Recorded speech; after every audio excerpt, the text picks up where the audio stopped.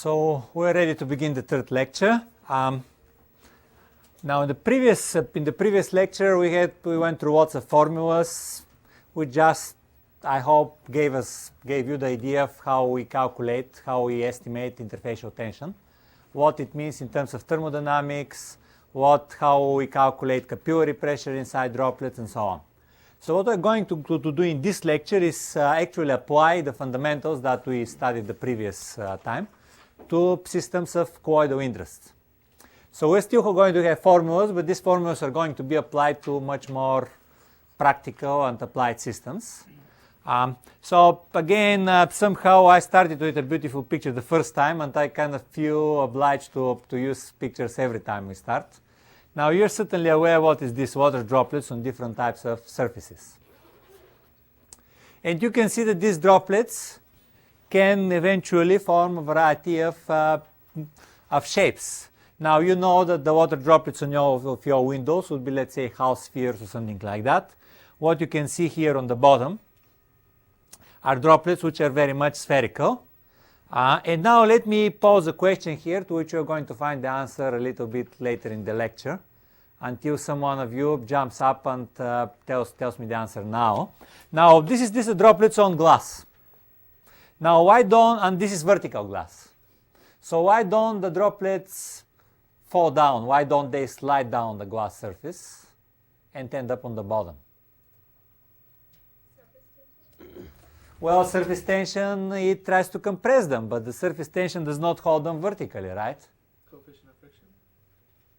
No, because you know from hydrodynamics that even if the friction is high, it just takes more time. Adhesion? Well, adhesion, as we're going to describe the adhesion, if the droplet is here or here, it does not make difference in terms of adhesion. It's on the same glass surface, right? But it's good to hear all those suggestions because this reminds us of the previous lecture, of course. So it's not adhesion, it's something else. And we're going to come a little bit later in the lecture. But let's get started now. And of course, we get started with the same system that I just showed. What happens when you drop a droplet of liquid on top of a solid surface? You know that typically, if you drop a droplet, it does not spread out. It does not stay as a spherical droplet.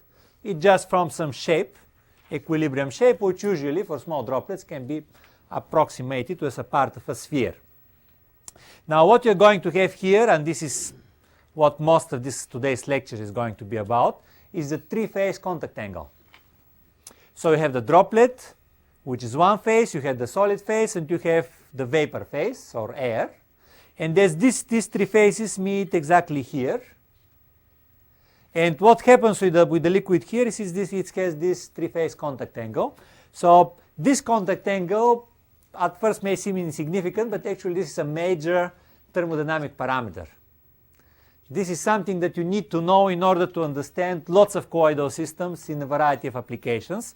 So that's why almost all of this lecture is going to deal with contact angles. Now, of course, the first thing that we want to know is what is the contact angle? What is the thermodynamical definition of the contact angle? How we can calculate it? Now, obviously, the liquid is in equilibrium, mechanical equilibrium. Yes?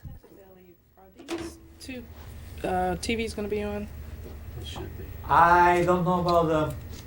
Yeah, they would, okay. You'd like to see it on the TV, right? Yeah, there we go. Yeah, Perfect. okay. Thank you. Yeah, well, or you can just... I know. Thanks. Yeah. Okay. So we have the liquid at equilibrium. This means that it doesn't move. Now, mechanically, if something doesn't move, this means that all the forces that operate on this something are equilibrate each other. And if you remember from mechanics, the way to actually make an equilibrium of the forces is to project the forces on the two axes, x and y, and then make sure that they are at equilibrium.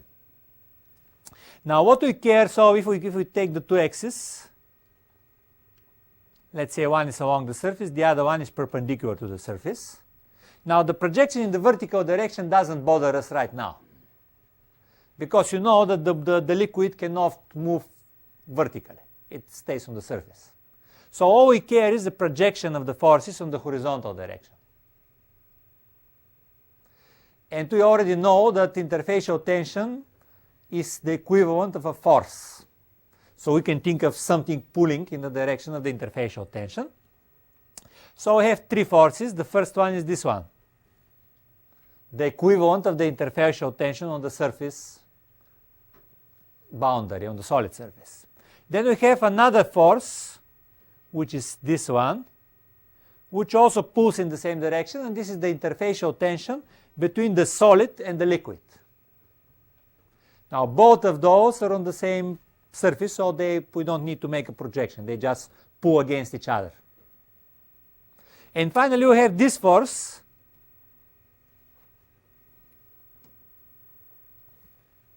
the one which pulls the liquid surface, the interfacial tension between the liquid and the vapor. This is denoted as LV here. Now this force does not pull in the horizontal direction, but it has we can project it on the surface. Like that. So then the condition for mechanical equilibrium would be that this force plus the projection of this force has to be equal to 0. The projection of this force, if we denote the contact angle theta, is going to be cosine theta. So then if we write the whole equilibrium here, we have that the solid-liquid interfacial tension plus the projection of the liquid-vapor interfacial tension on the surface is going to be equal with the interfacial tension between the solid and the vapor. This is a very simple way to derive the condition for equilibrium on the three-phase contact angle. Actually, the real derivation is based much more on variational thermodynamics. We're not going to do that, and we don't need to, because if you derive this condition explicitly, you will very much obtain the same. This is very important equation, which is called Young's equation. Excuse me. Uh-huh. Why should the interfacial tension between the vapor and the solid affect the liquid at all? Between the vapor and the solid, because you can think that what you can think is these three interfacial tensions are three forces which operate on the same spot at the boundary, and they try to pull it in one direction or another. The interfacial tension is always, you can always think as the equivalent of a force. So it's a solid surface, but you can think of as if this solid surface pulls the liquid in this direction. So just think of this as three different forces which pull the three-phase contact line in three different directions. Two of the directions are in the plane of the solid, and one is upwards along the contact angle. And then you have this equilibrium which tells you that the three interfacial tensions are equal, and they include the contact angle. Now this is very important. Simple as this is something that can gives you immense power in calculating the contact angle in many systems. As long as you have a system of which you know the interfacial tension. Now these parameters, the interfacial tension, or the surface energies for the solid, this is the equivalent of a surface energy, can be found in different types of handbooks, literature, and so on. So you have a certain solid, you have certain liquid, you would like to calculate the contact angle, you just substitute the three interfacial tensions or surface energies, and you obtain the contact angle, cosine theta. So you know what the shape of the liquid is going to be on top of the surface. Now imagine that there is a case in which you don't know the surface energy of the solid. This is a case which happens.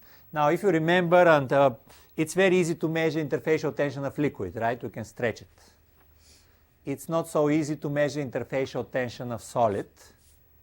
So we want to find eventually a definition which excludes the solid surface energy.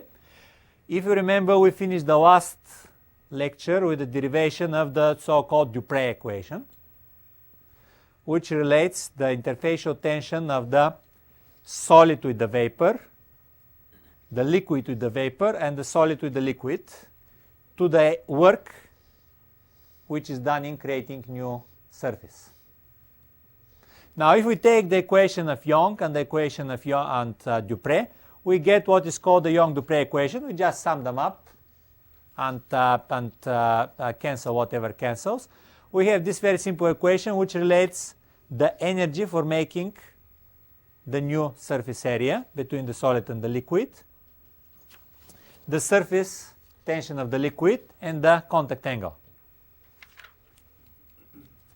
So if we have a means of measuring the, let's say, the heat that is released during a wetting of a solid, and if we measure the contact angle, we can, for example, obtain the surface energy of the solid.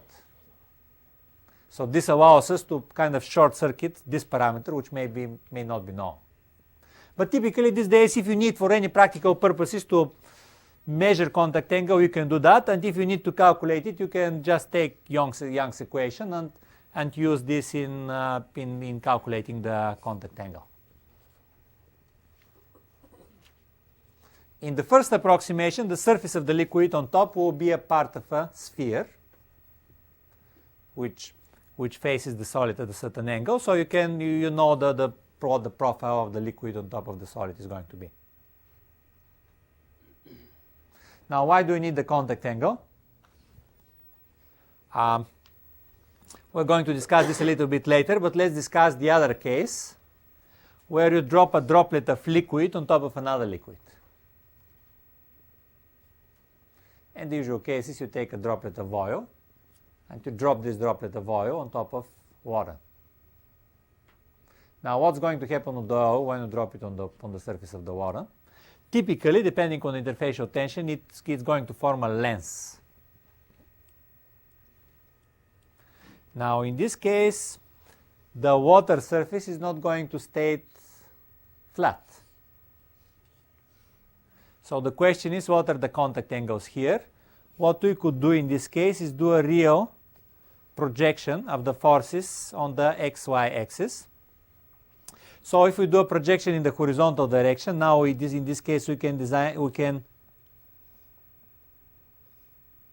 use three angles, theta 1, theta 2, and theta 3. All those angles are with respect to the horizontal. So theta 1 is the angle between the liquid surface here outside the lens and the horizontal. Theta 2 is the one between the surface of the lens and the horizontal, and theta 3 is the one between the bottom surface of the lens and the horizontal. Now, projection in this case means that if we project this on the horizontal, we get cosine theta. So we have gamma between the water and the vapors times the cosine of the first angle. The second projection here gives us gamma between the oil and the vapor times the cosine of the second angle. And the third one gives us this interfacial tension times the cosine of the third angle here. So this is the first condition of equilibrium. And then we have the second condition of equilibrium. This is when we project the same forces but in the vertical direction. So in this case, again, instead of cosines, we have sines. Now, in order for the system to be at equilibrium, both of those conditions need to be fulfilled. So if you want to calculate the equilibrium shape, the equilibrium contact angles, and so on, you have to solve this as a system of equations. And actually, you have to do this as a part of your homework. Okay, any questions so far? Yeah. For the vertical direction, is gravity factored into the forces at all? Or you're doing basically these are just a sum of forces set equal to 0. So essentially, what you're asking is does the gravity factor play in the vertical direction? The gravity factor is already, it's present here. What you see is the real situation of system in the case of gravity. If there was no gravity, there would be no this deformation here. But in a sense, you don't care about gravity. The gravity is going to determine what the shape is going to be and so on. You don't care about gravity because at any gravity condition, you are still going to have these two conditions being fulfilled. essentially the whole three angles are going to shift.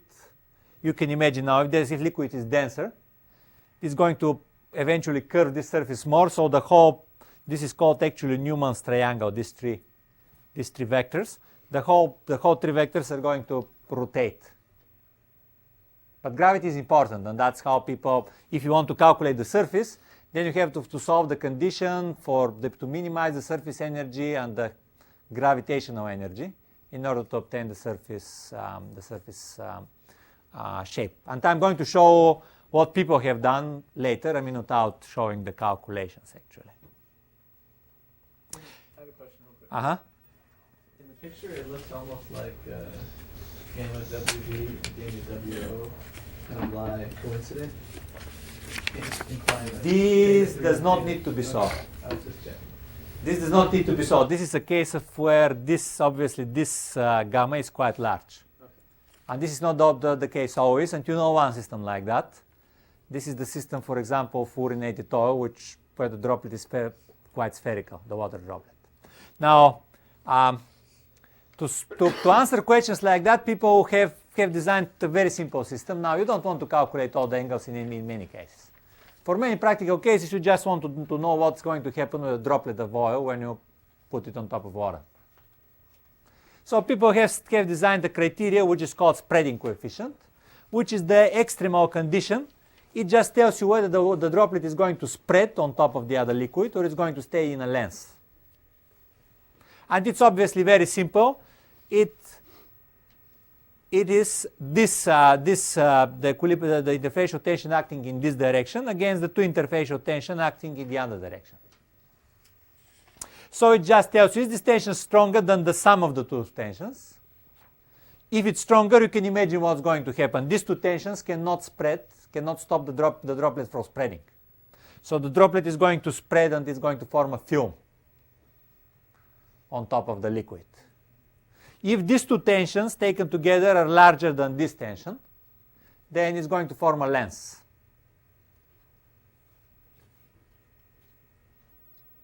So for fast estimation in any practical process, you want to use the spreading coefficient. And just to illustrate the complexity of many systems, and that in colloidal science you really have to think a little bit outside the box in many cases. Now, people have been quite confused with the following system. Very simple in many cases. You just drop a droplet of organic oil on top of water. And what people have observed in many cases that this droplet first forms an oil film, spreads out, and then you say, okay, it spreads, and then you wait a little bit and you suddenly see it contracting in droplets again. Sometimes it can even pulsate. You can see the droplets forming, spreading, and so on. This is the case where we have evaporation. So what happens here? Why do we have this case? The reason for this is that many oils also act as surfactants, surface active agents, which change the interfacial tension on this boundary. So one of the most common systems like that is hexanol. When you drop a droplet of hexanol, so first it spreads on the surface, but then hexanol would also spread molecularly on the surface, forming a molecular film, absorption layer. Now, as it happens, the contact angle between the hexanol droplet and the absorption layer is different than the contact angle of hexanol droplet and water. So what happens is that hexanol spreads molecularly, and then the hexanol droplet contracts itself because the contact angle is already different. I have given here actually the numerical values for such systems.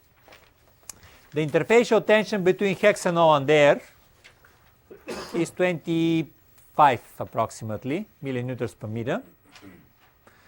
The interfacial tension of pure water is very high. You remember that it was one of the highest interfacial tensions that I had in the examples last time. Then the interfacial tension between water and hexanol is low. Now, when you spread a molecular layer of hexanol on top of water, however, the interfacial tension of water drops by a factor of about 3. So then if you plug these numbers in the values for the spreading coefficient, you are going to find that the spreading coefficient before the hexanol absorption layer is 4T. So the droplet is going to spread. The spreading coefficient after the hexanol forms a molecular layer is minus 3.1. So the droplet is going to contract into a lens. So this is a good example of how one uses spreading coefficients in order to estimate what happens in the system. Now what would happen if this coefficient was not, let's say, minus 3, but was plus 3? Wouldn't come back into a lens. Right, it wouldn't come back. As long as it's positive, it wouldn't come back. It's going to spread. Why does it pulsate? It pulsates because what happens is that this is, of course, very thin molecular layer. Now, if there is evaporation, this molecular layer can evaporate, right? When it evaporates, you have a water surface without hexanol. The interfacial tension goes up, so it spreads. When it spreads, it deposits a new layer, so it contracts. Then this layer evaporates, it spreads again, and so on. You can, I have seen movies actually, people have studied this some time ago. You can see this pulsating droplet, which spreads and contracts rhythmically. It's a good experiment you can try in the lab, kind of like as part of the fun. It's going to end up eventually, right? Well, it's going to end up when the hexanol evaporates. But it's very much a process which is going to go on for a long time. I was thinking of bringing a hexanol droplet here and trying this, but I don't know how this is going to look on the camera, so you can try this on your own in the lab. This is a very simple experiment and supposedly works well. Okay. I have a question too. When liquid forms a lens, is there a parameter that estimates how wide it's going to be? What does it depend on? It depends on a variety of factors, and one factor that is very important is gravity. Because the difference in the densities is small, so actually the deformation of the lens is very strongly determined of the gravity. In general, if you want to calculate that, and I'll show you what people have done in calculating similar things, it's a complex problem which is minimization of surfaces. These days there is a program which one can download from a website actually and do the minimization himself. But some years ago this was a very complex theoretical problem. Because to understand the theoretical shape you need to minimize the energy in terms of surface energy and in terms of hydrostatic pressure and gravitational energy. In many cases this can be used to measure interfacial tension, by the way. I'm going to come to this a little bit later.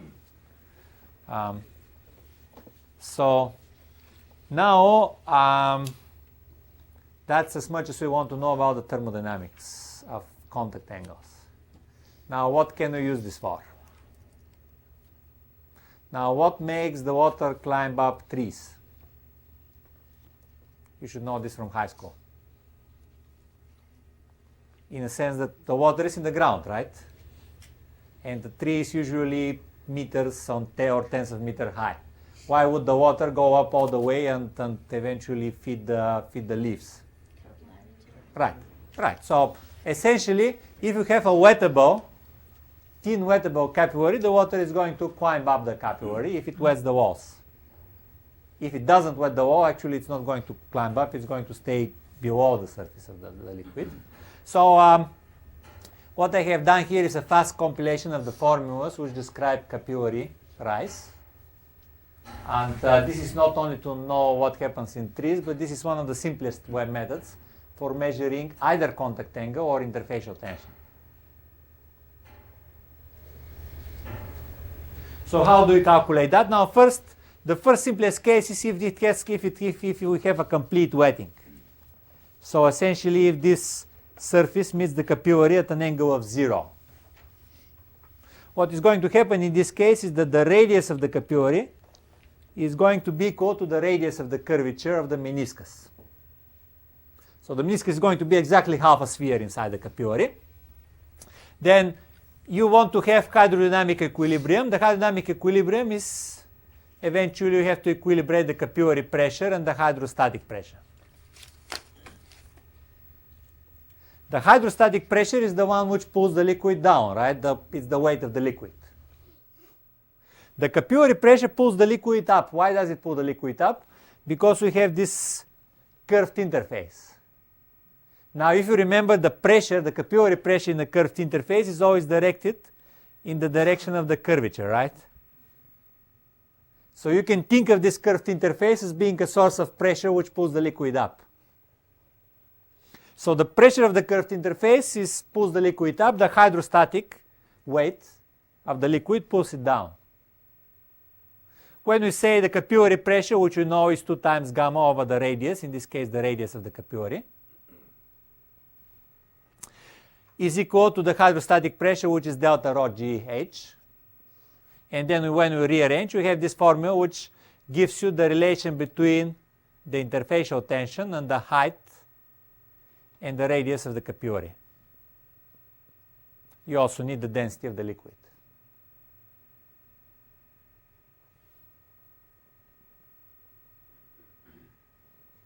Now, the system becomes a bit more complex, but not much if we have contact angle here.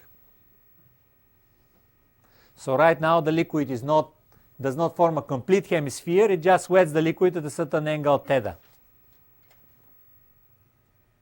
Now the complication arises because the radius of the capillary, which is denoted by small r, is not going to be equal to the radius of the curvature of the liquid, which is the large r. Now, in order to calculate the capillary pressure, we need the large r. So we have to find the relation between the small r, the large r, the radius of the capillary, the radius of the curvature of the meniscus, and the contact angle. And it's very simple, actually. If you compare the similar triangles here, you're going to find out that this angle, which is the contact angle, is equal to this angle here. So this angle between the small r and the large r is going to be theta 2. So this means that eventually the two r's are related by the cosine of this angle. And if you rearrange that, 1 over the radius of curvature of the meniscus is going to be equal to the cosine of the contact angle divided by the radius of the capillary. And then you again make exactly the same calculation. In this case, however, because we have the radius of curvature of the meniscus, we substitute the radius of the curvature of the meniscus with this expression here. And then we have 2 times the interfacial tension times the cosine of the contact angle divided by the radius of the capillary is equal to the hydrostatic pressure. And when you rearrange, you get the relation between the interfacial tension, the contact angle, the height of the rise, and the radius of the capillary. Typically, you would know some of those from literature. So if you want to quickly estimate interfacial tension, you can measure the height of the rise. If you know the interfacial tension but you don't know the contact angle, then you can again measure the height and just relate to the contact angle. Of course, in reality, there is a complication, and this complication is again the gravity. So in real system, you're going to have a bit more complex meniscus just because the meniscus itself is going to be a little bit deformed by gravity. Because it's a very important problem, simple to do theoretically, well, not so simple theoretically, but at least you don't need too much computer power for sure. People have done this a long time, they have tabulated it and so on. So if you want to measure interfacial tension or contact angle by using capillary rise, you can just find any handbook in colloidal science, and you can find actually all these formulas tabulated. The formula is of course more complex because it has to take into account the deformation. Do you measure the height at the bottom? Yeah, sure, right. Okay. Very much the way you measure volumes in different types of pipettes, right? Now, usually this is not a good method for measuring interfacial tension precisely. And the most common method for measuring interfacial tension precisely is the so-called Wilhelmine plate. So instead of dipping a capillary, what you do is you dip in a plate and then you start pulling it out of the liquid. Now, why would the liquid go up? Because the liquid has to meet the surface at a certain contact angle. So when you start pulling it out, when you reach the contact angle, the liquid is going to start essentially coming up together with the plate. Now, obviously, this is going to make a force. Actually, you can think of these two forces which pull the two sides of the plate down. Now, you can measure two parameters here. You can measure the height of the rise of the liquid, and you can measure the force which pulls down the plate. So this is usually made in a balance, and you have seen probably, the ones of you who have worked in a lab should certainly have seen that.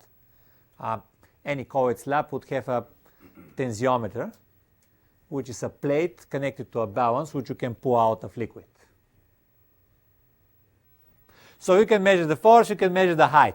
Now, it's not that easy to solve the formulas here, so I have given you exactly the solution of the formula for the case of the contact angle.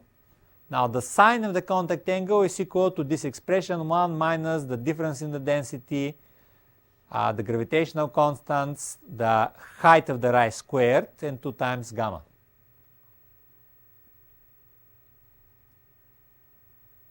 You don't need this complex formula for the case of the force, though. You can immediately see what the force is going to be equal to.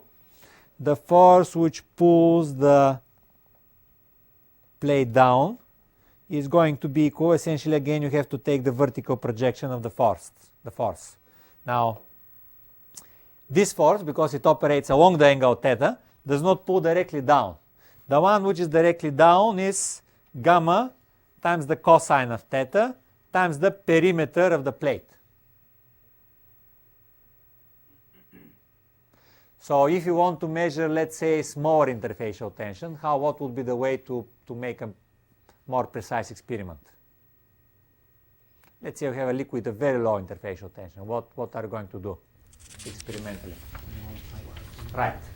The longer the plate, the stronger the force which pulls it down. So the plate, and in many cases, people don't use plates. There are convenient formulas derived for a variety of objects. Typically, people would pull a ring, the so-called Denouille ring, out of the solution, or you can use a sphere for very precise measurements and so on. But the plate is the simplest. Yeah.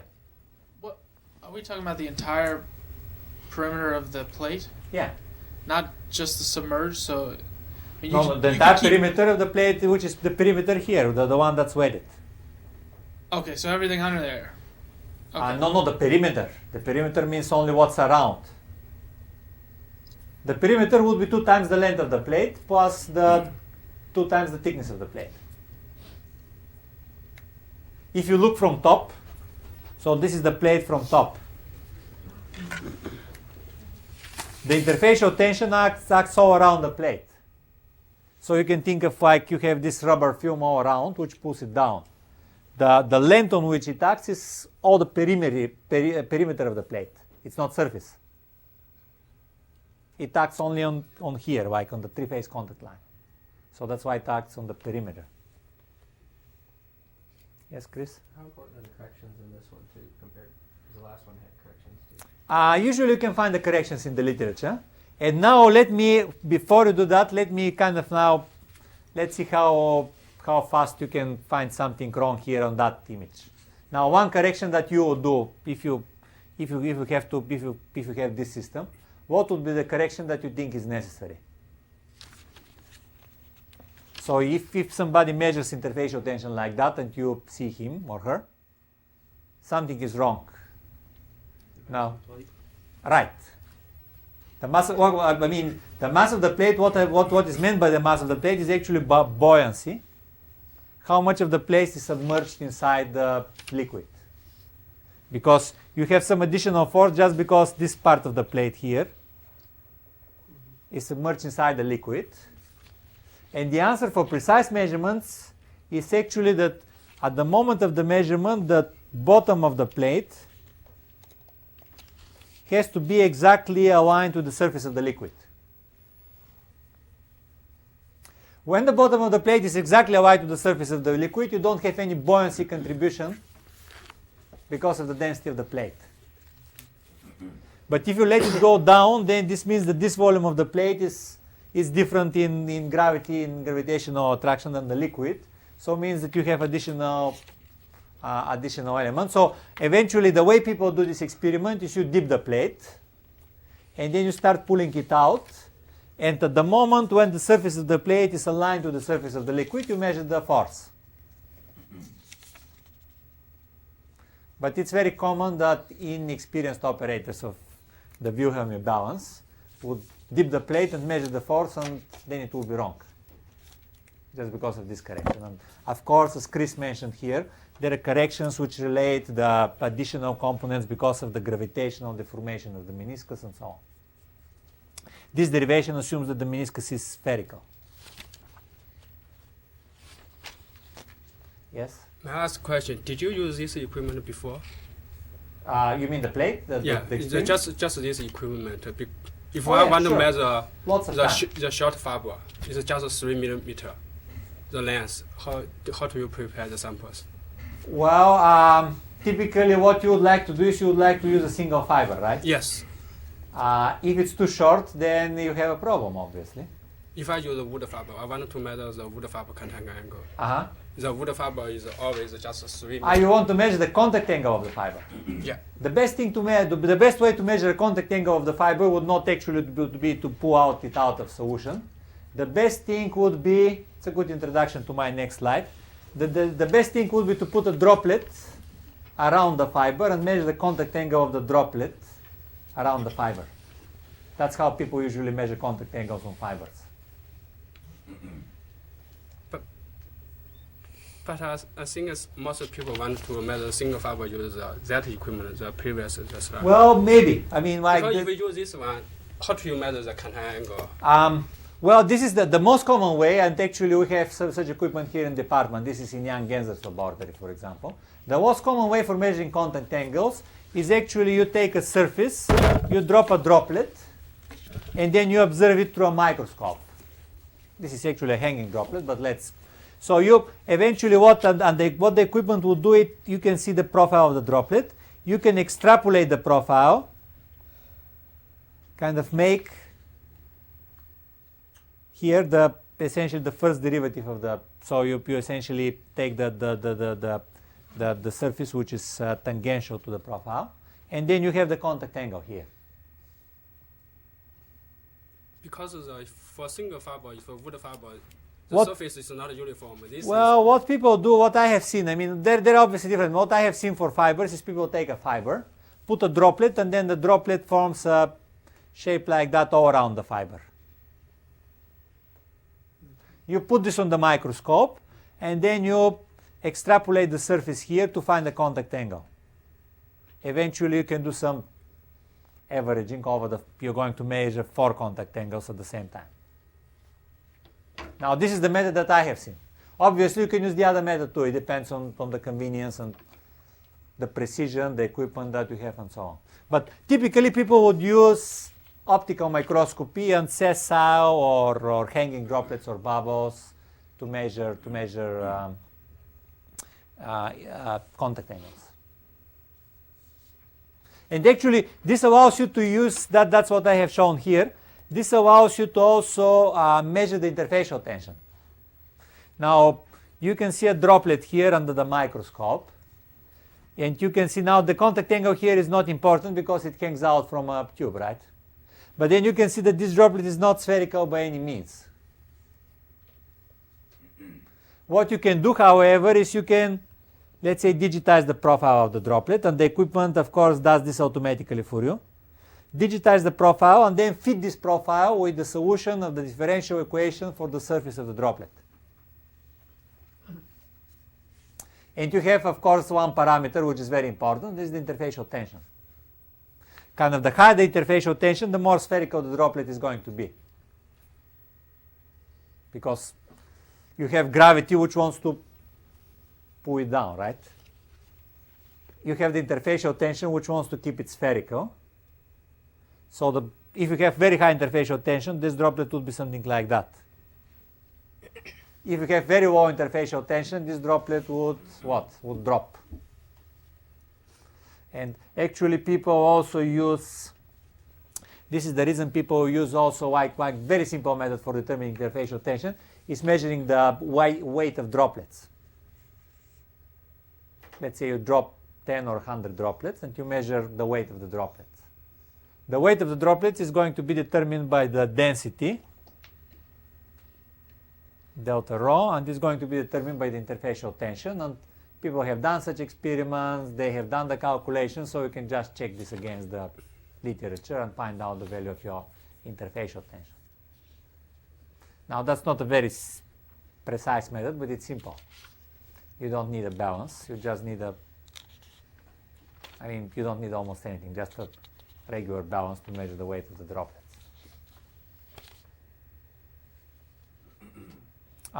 So this is about fibers. People usually, the experiments that are not usually measure that. In many cases, you may want to measure it more precisely, or you may have a problem if the contact angle is too small. You can't observe this very well, right? Yes. Maybe this is the case where you want to pull it out and measure the force.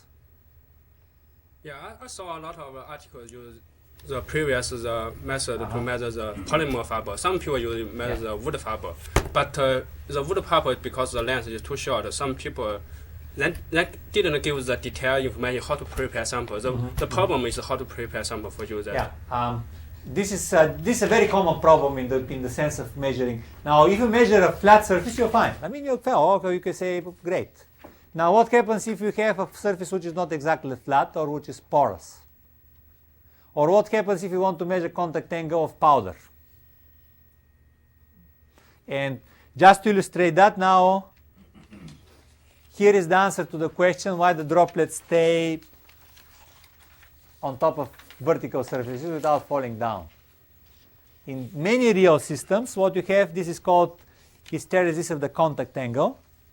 Now, you have a droplet, you start sliding it down. Now, this contact angle is going to be higher than this contact angle. In terms of force, this means that this contact angle is going to pull, let's say, in this direction. This one is going to pull in this direction. But this one pulls more along the direction of the droplets. This one has almost no horizontal projection, right? So this means that because this one pulls so strongly backwards, the droplet is going to stay in place. So hysteresis of the contact angle is very common. Now the problem is what if you put powder here? I mean, it's going to be enormous. And this is a very common problem. People have found some solutions, none of which are good. Again, what is the origin of the hysteresis? Generally, there are these two hypotheses, and people have done lots of research, but you can say, well, I mean, no surface is really flat when you decrease the, kind of start increasing decreasing the scale.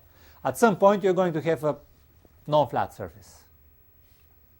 But from the viewpoint of the liquid, this non-flat surface, even if it has a constant contact angle, then if you have, let's say, a wavy surface like that, if you have the same contact angle here and here, because this contact angle is applied to a surface inclined in this direction, and this one is inclined in this direction, then this is going to be your advancing contact angle. When you start pushing liquid, I mean, it's going to reach this angle and stop. When you start pulling it, it's going to reach this angle and stop. So when you push in liquid, you always have higher contact angle than when you pull liquid. And a common error and one that I have had even arguments with scientists, professors, and so on, would be to try to estimate equilibrium contact angle if you have hysteresis. Kind of, let's say you have a problem now. You drop a droplet, and it has a hysteresis. Now, can you say, well, I'm going to drop 10 droplets, and I'm going to average the angles, and I'm going to get the equilibrium contact angle? Now, does this look like a feasible proposition?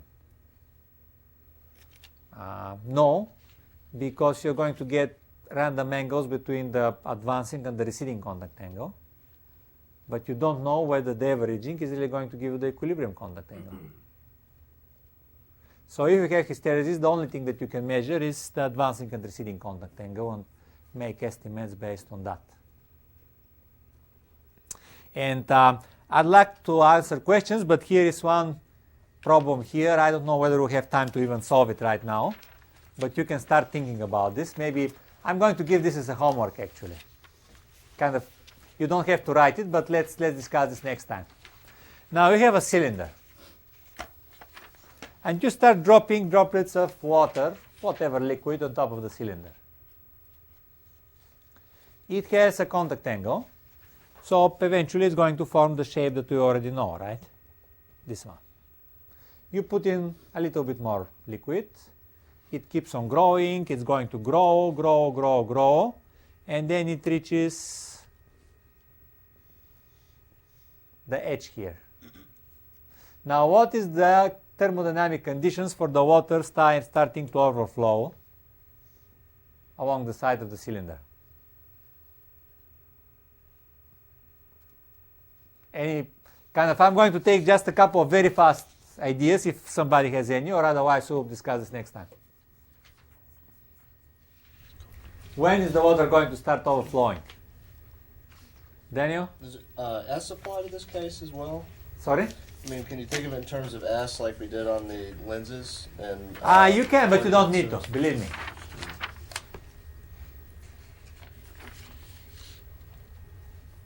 Okay, let's leave this as homework so we can move on. There are lots of interesting things that we still have to discuss. This is a very new area. It's not, most of it is not even in Colloid's books yet, but this is also very important in practical terms. And this is capillary forces. Capillary forces are forces which arise between different objects, which protrude or which are situated on top of a liquid surface, or where we have a liquid bridge between them, and so on. So what happens when you have two particles at a thin liquid bridge between the particles? You know that the liquid wants to minimize its surface area, so it's going to pull the particles together.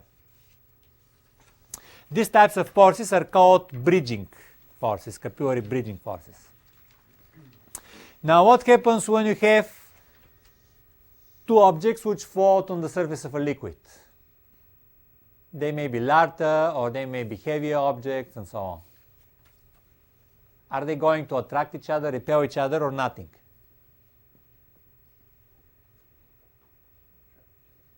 Right. One of the persons with which I have worked, this is Professor Nagayama from Japan, actually was making a very nice demonstration by using the smallest Japanese coin. It's made out of aluminum. So I think it was 1 yen. I'm not sure, but I think it was 1 yen. So when these coins actually fold because they're so light that they don't break through the surface of the water. They would, if you push them down, they would go to the bottom, but otherwise they float on the surface. So when you put these coins, I mean, they form a very nice array actually of coins just because they attract each other when they float on the surface. The other case would be what happens when you have solid particles. You have a surface between the solid particles, but the liquid around them starts drying. So they start protruding through the surface. Again, you have kind of capillary bridge between the particles. What's going to be the force? And some of this area has been well developed from some time ago. You can find this in Izraelashvili's book. What happens when you have a solid particle which faces a solid surface? And you have a little bit of liquid here just to wet kind of the bottom of the particle. This is a bridging force. if you want to pull the particle off, you have to pull this against the liquid interfacial tension, because you have to expand the surface of the liquid, right? The liquid wouldn't like to do that. This is just a simple estimate of what happens here. You can go through the detailed estimations if you like. Now the difference in the pressure here, now if you consider this case, the difference in the pressure in the liquid is going to be the capillary force. The capillary force, Laplace formula, we have two radii of curvature. In this case, one radius of curvature would be around the radius of around the periphery, and the other one would be this one. This is very important, just this highly curved surface here. Now, which radius is going to be important, the small one or the large one? The small one. So the large one is so large that actually you can drop it out. Just this small curvature, small but high curvature here is the one that's important. So we can say that the difference in the pressure is equal to the interfacial tension divided by the radius. And actually, you don't even need, in many cases, this is bad news for many people in industry, you don't need to put the liquid inside there, it can condense. If you remember, we discussed Kelvin's equation last time, which tells you the difference in pressure inside a droplet. So it tells you that if you have a droplet, the pressure inside the droplet can be very high, and because of this, the vapor pressure of the droplet can also be very high. Now, what happens, however, when we have something between solid interfaces, like that? So instead of pressure inside, we are considering the pressure here in this small gap, for example, with some liquid inside. Now, the capillary pressure always operates against the curvature. So instead of having very high pressure here, we're going to have the pressure acting in this way, so we're going to have low pressure. Now, what happens with water at low pressure? Like if you go in the mountain.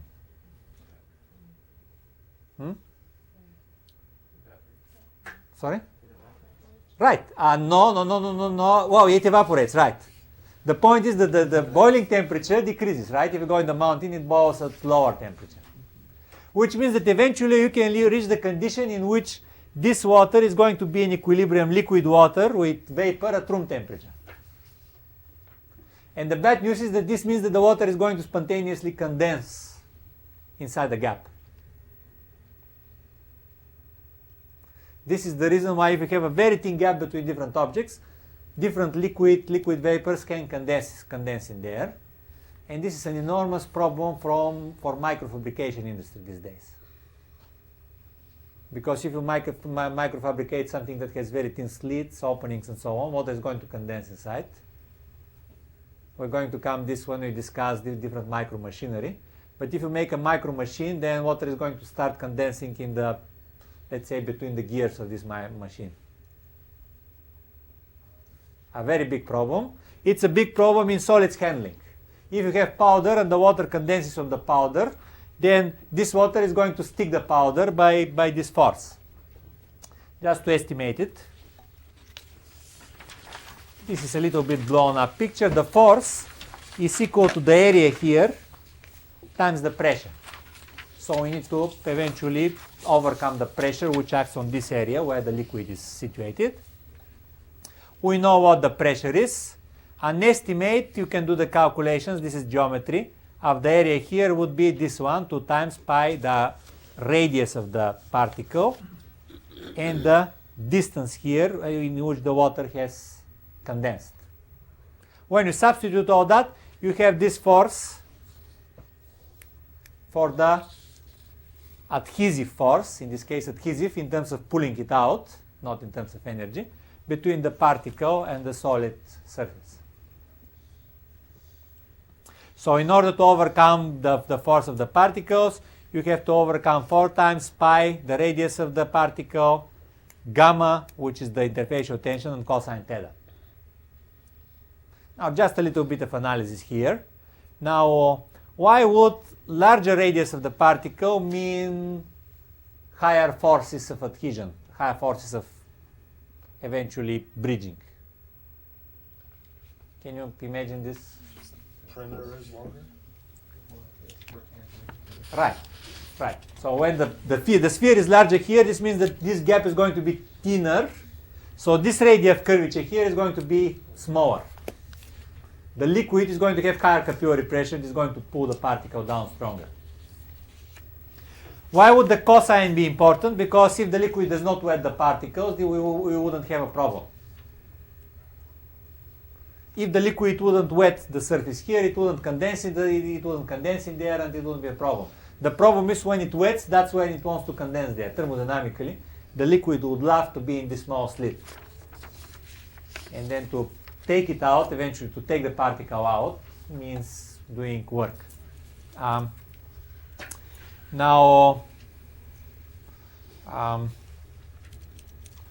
Again, I'm going to come back to the practical applications of that a bit later. Now, just kind of a general question. Now, let's see how fast you are. Is this the only force which makes the particle stick to the surface or not? If you see a particle stuck on the surface, like dust on your car, does this mean that there is a condensation of water below it or not? Electrostatics is usually repulsive, but the direction is right. That typically, there is also another component which we're going to study a bit later, just because two solid bodies would like to attract each other. And typically the force of attraction is the van der Waals force, and we're going to come to this later in the class. So you can have the any time you have two objects in contact, the van der Waals force wants to pull them closer. But in many cases we have this force, which is a large force. It emerges, and it's a real problem in many industrial processes.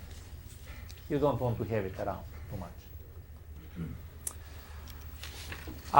Now, what happens when you have two particles floating on the surface,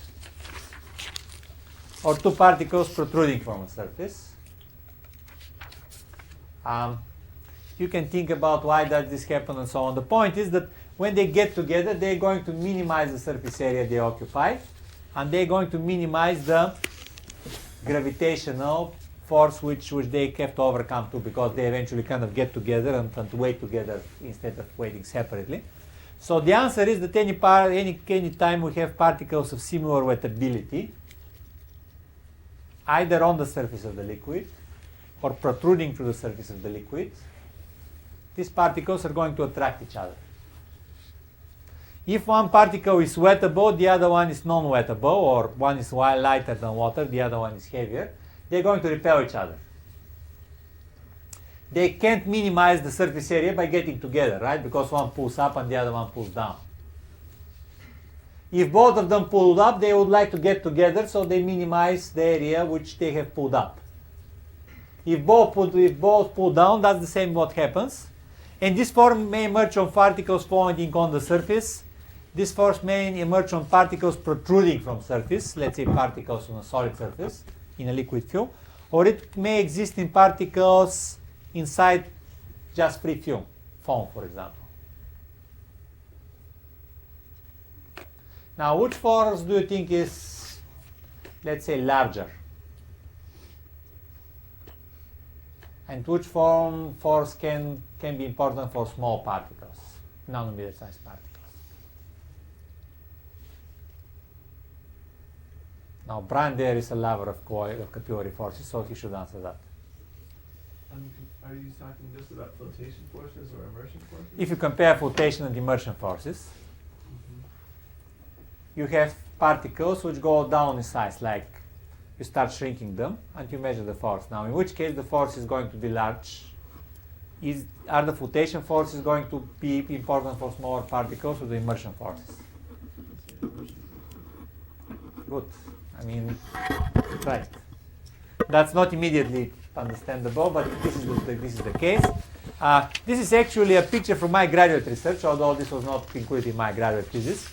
You have a single capillary, you have two capillaries. The force in this case is going to pull the capillaries together. This is the equivalent of immersion force. The distance between the capillaries is denoted as L. So these are just some asymptotes of the formulas which we have created.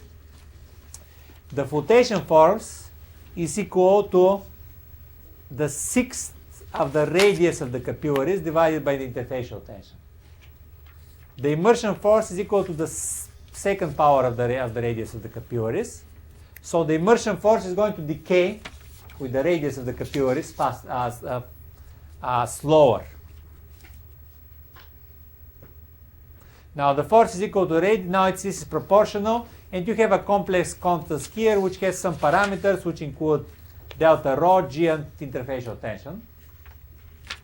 Why are we not surprised for these parameters? Because you see that they emerge anytime we have a capillary system. Density, interfacial tension. This is an asymptotic expression about the immersion forces between two objects like that. You have these parameters Q1 and Q2 here, which are related to the radii and the sine, with the sine of this angle. I'm not going to go into details. What you see here is that eventually it decays very slowly with distance. So capillary forces are very long distance ranged. They are nowhere close to, if we have interfacial forces, they operate on a very molecular scale distances. Capillary forces operate across millimeters in liquid. And people have used this for the assembly. Why I'm telling you about this force in the first place? Because people have used this for the assembly of a variety of objects. And I'm going to show a few objects just at the end here. Now this is again how the energy in this case decreases with the radius of the objects.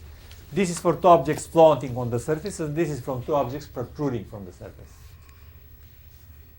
Now when the objects floating on the surface become smaller, the deformation becomes smaller too, right? Because they don't weigh as much. So this force decays very fast.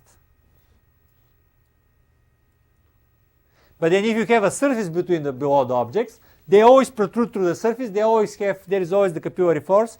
So this force goes down to the nanometer scale. Some people are convinced that you can move protein molecules by this force if you put the protein molecules on the surface and then dry the film around the molecule so they start protruding through the film. I'm not quite sure about this, but this can be a strong force. Okay, so much about formulas. We still have some time. Let's discuss some application of the wetting phenomena. Now, before we do that, any questions about what we discussed here? I couldn't really go into details about capillary forces. There are a couple of very nice reviews made from my former colleagues on the website. So if you're interested, you're welcome to read them. There is the disclaimer that you're going to find lots of complex formulas, just because calculating these forces is not easy. But they are important. Any questions? So now, if you see if you take a look at your soup and you see two oil droplets coming together, you know what brings them together, right? Why would they want to come together? Now, let's discuss a few of the applications of contact angles, capillarity, and so on. There is enormous application in industry, and very important applications in nanoscience and nanotechnology. Now, in industry, why would contact angle be important for powder handling? Suggestions? We just took a view at one problem.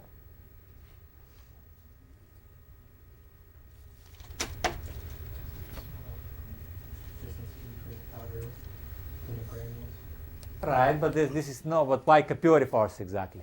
What would be the capillary component for powder handling?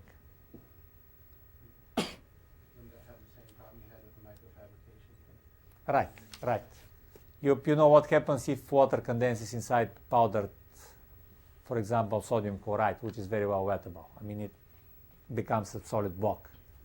The liquid bridges eventually freeze the solid freeze the powder into a solid. And then if you are the guy who is responsible for the process, you're in big trouble, right? How do you transport that?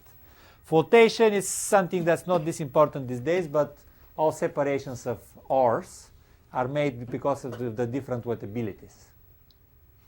Typically, you make the ore into a powder, let's say your ingredient which you want to enrich has another wettability. The solid rock has a different one. So one of the types of particles can sink to the bottom, the other falls on the surface, and you separate them. Printing is obvious. You have to have the liquid wetting the paper, but if it wets too much, it's going to spread around, so you have to kind of control that. Coating is obvious. Soldering, electrical engineers here. Soldering is all a contact angle problem. Any types you have problems with soldering, usually they would be related to contact angle and poor wetting of the surface. That's why people would solder the plated board before you put the components, so you're sure that your contact angle is going to be fine. Otherwise, the solder is not going to spread around. Now, product improvement, you know that these days we're more focused on products than processes. Fibers, somebody mentioned that. Obviously, it matters whether your fibers are wettable or not. This means whether the liquid is going to go through your dress or not, right? Skin products, you won't have a medical product which forms a contact angle on your skin, because then it's not going to really spread around on the skin. Agricultural sprays, if you spray liquid, you want it to spread on the surface of the leaves. Windows is obvious. Now, contact lenses is an interesting problem. Now, what happens if you have poorly wettable contact lenses? They fall right out. Well, they wouldn't fall right out. They would fall after the liquid, essentially because of the contact angle, the liquid kind of, let's say, forms a lens instead of spreading out. Then you're going to have a dry contact lens in your eye.